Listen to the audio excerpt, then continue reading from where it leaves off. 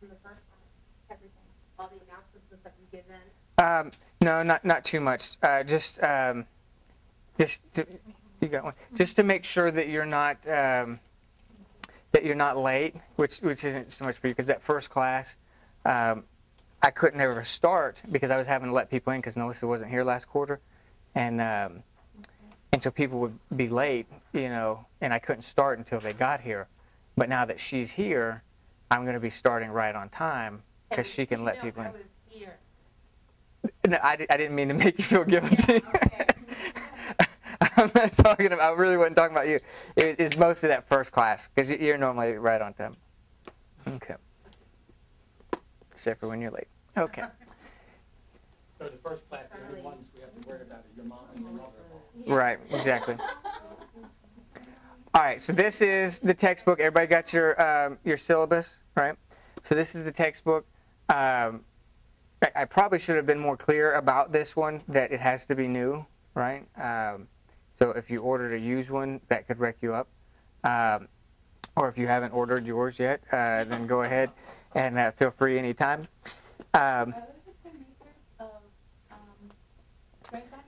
It is, I believe that they know each other, but it is not the same people. It's not the same people. And so this one, though, it does have a quiz in there that you can take.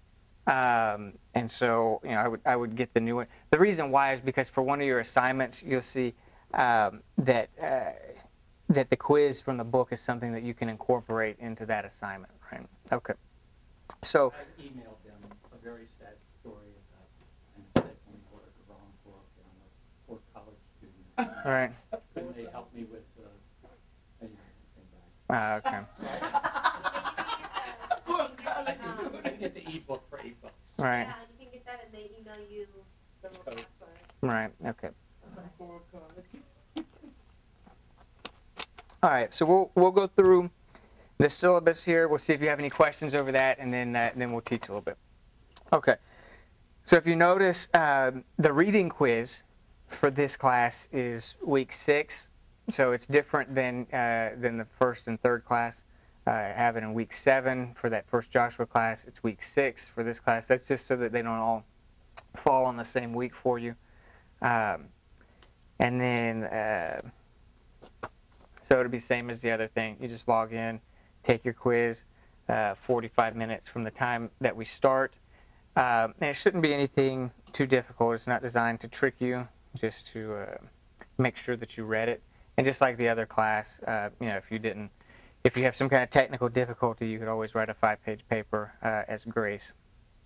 So this is a pretty good book, though. It's got a blend of like information and some practical steps, for improving.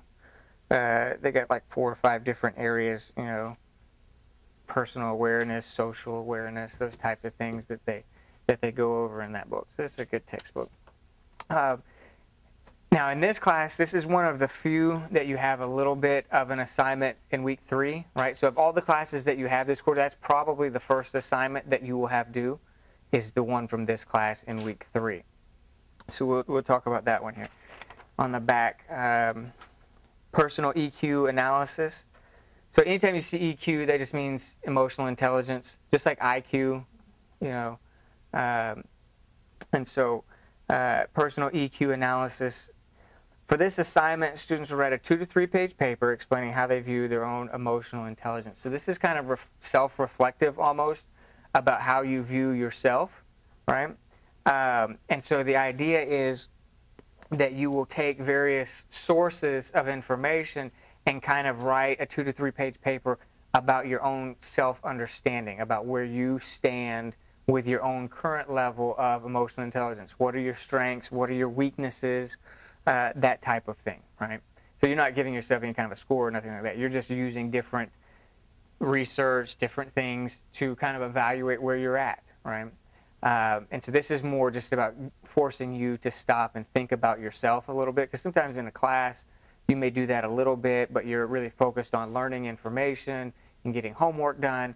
So this particular assignment is about you. So you're writing about yourself. So it kind of forces you to stop and think, where are you at? What are your strengths? What are your weaknesses? So that you know what you can use to your advantage and what are things that are limiting you, right? Your emotional intelligence is an important factor in workplace things, in relationships, how you deal with people, your self-control. A lot of that stuff is all wrapped up in how you handle your emotions. And so these are important subjects, in many ways just as important as the intelligence side of things. In fact, I'm not going to go into it too much because I don't want to teach it before I teach it, but yeah, I know. But we've all seen, or you probably have noticed different statistics that talk about most of your really successful people were B students in school, and that there are a lot of students that got Bs in earlier years of school who then went on to be very successful in life. And then sometimes the 4.0 student went on and just got some regular job and never did a lot of the higher end things that maybe they had wanted. And that happens quite a bit. And so what is often the difference was not how smart they were intellectually, it's often their emotional intelligence, how they relate with people. Relationships that you establish with people at the workplace have more to do with your promotion than your intelligence does in many ways, right?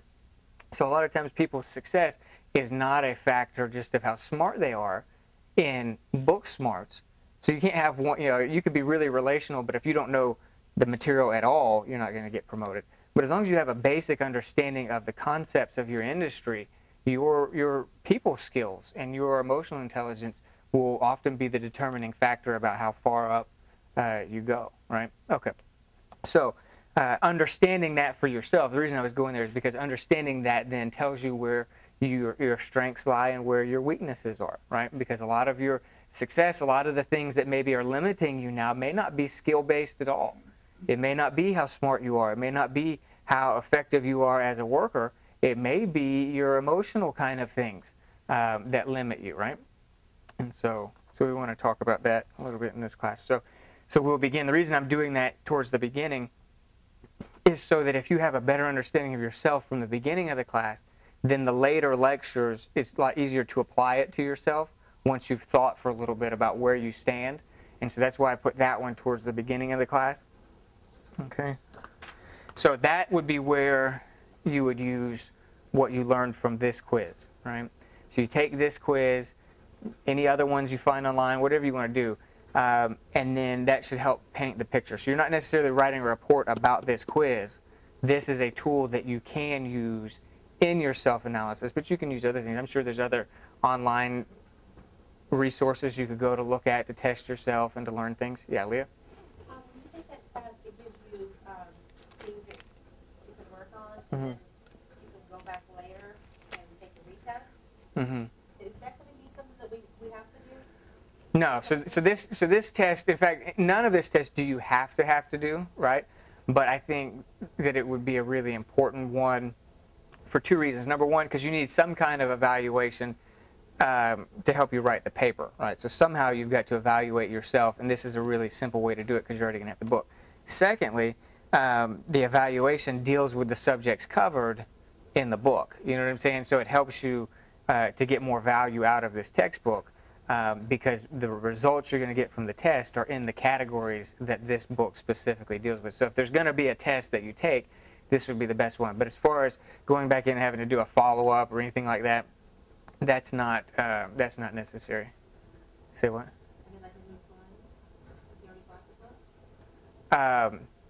You're saying could he go back in and take the retest on your code? Yeah, I don't have any problem with that. Yeah. Did you already buy a second one? No, yeah, then just use that. Yeah. Yeah, so if Say, boy, she really got smart all of a sudden. yeah. Hanging around the bag. All right, so that's your personal EQ analysis. See, my emotional intelligence is telling me don't go there. It's not necessary.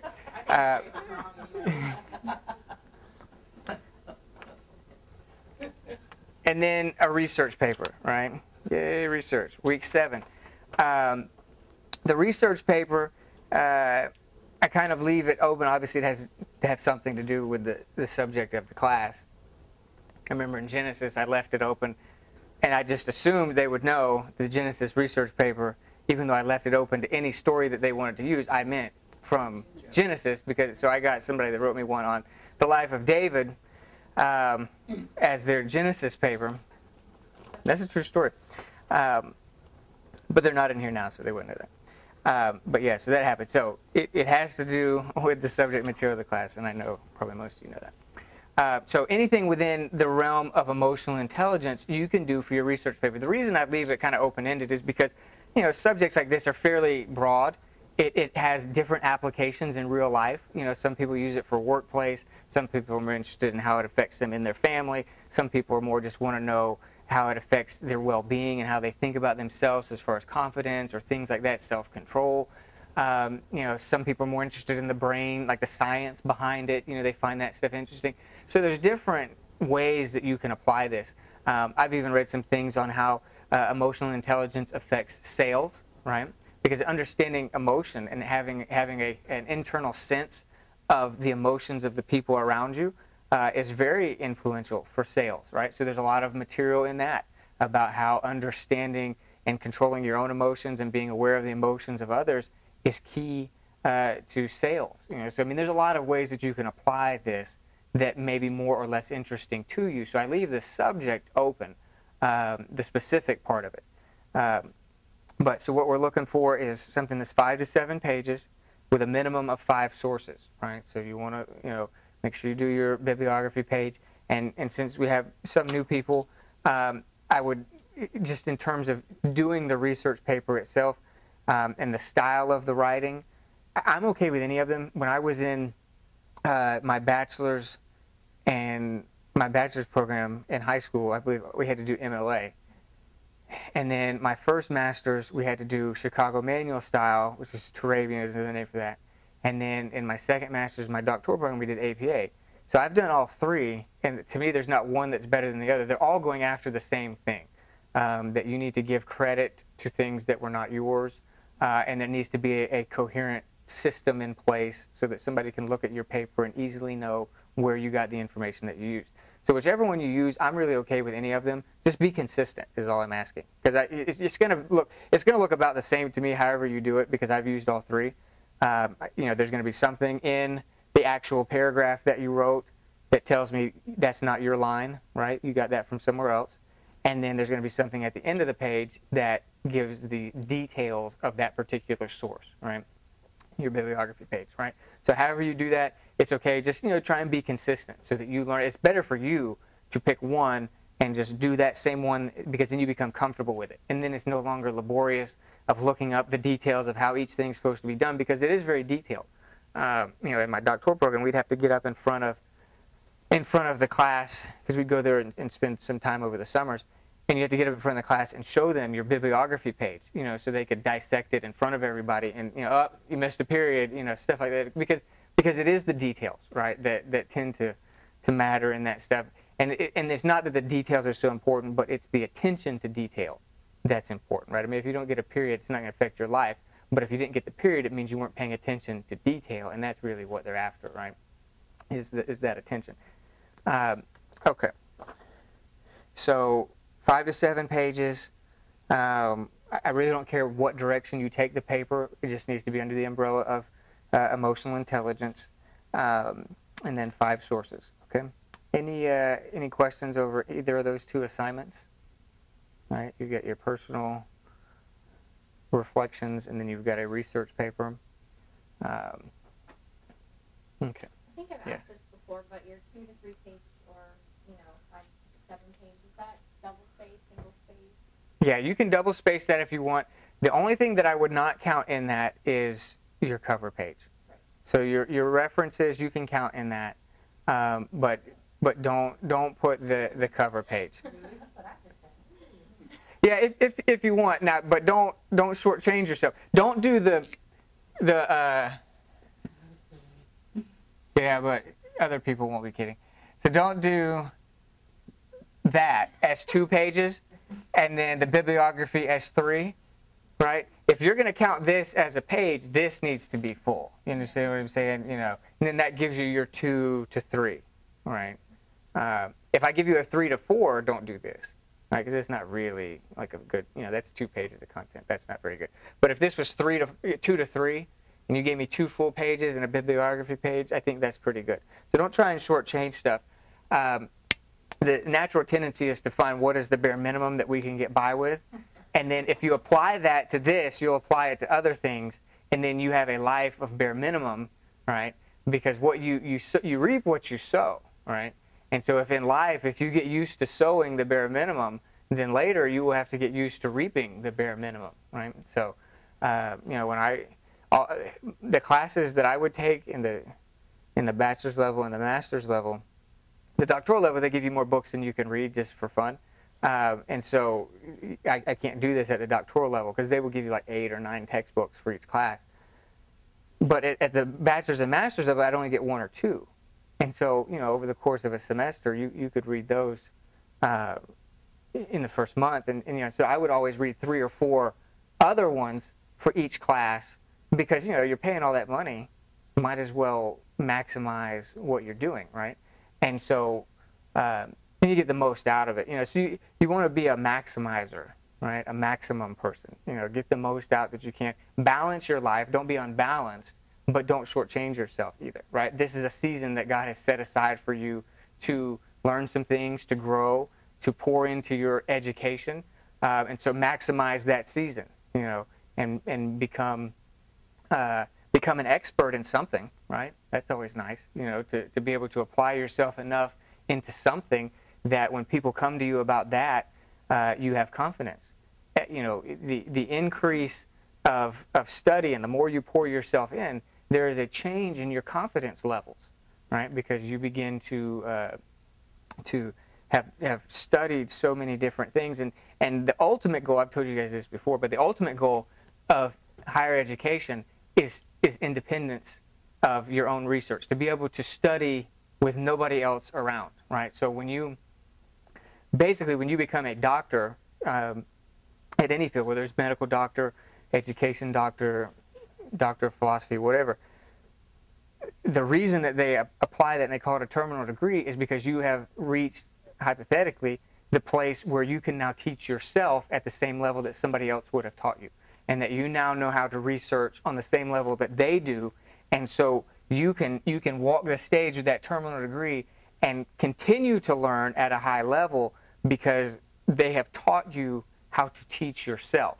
right? And so the higher up we go, the more your research becomes important and the more you want to push yourself so that by the time you walk the stage, you will begin to get to a place, and probably some of you are starting to get there because I push you sometimes in these classes, where you could take any subject now because you've had so much experience doing research and learning and stuff. You could take any subject that you're interested in and then do your own research and become an expert in things. And that's really what we want, that it's not just busy work, it's learning the process of how to learn and how to learn at a high level so that then as the Lord leads you into new areas, you don't have to go back to school every time, right?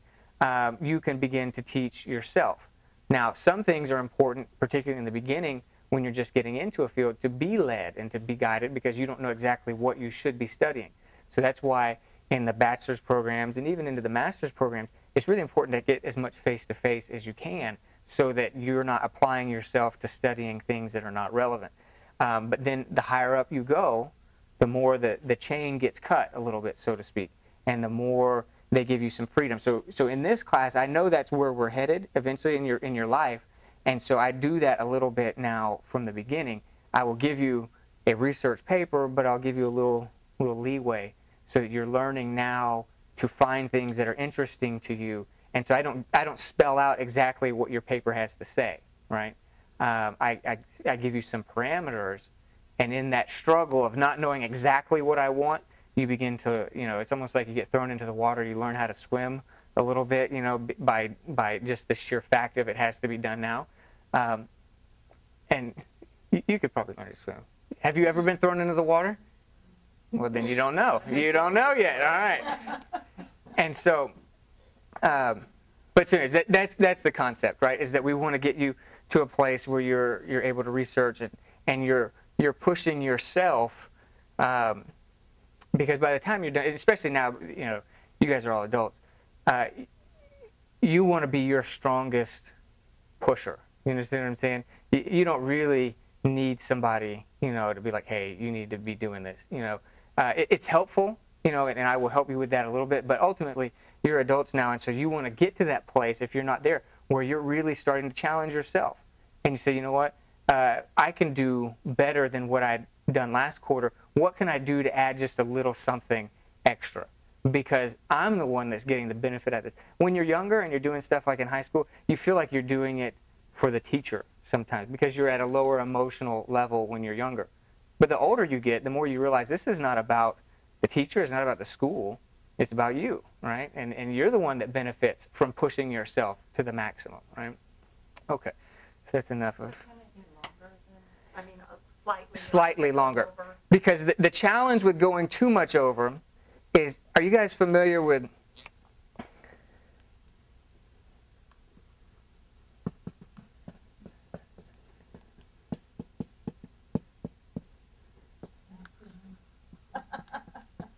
Are you guys familiar with this? Sudden death of professor syndrome?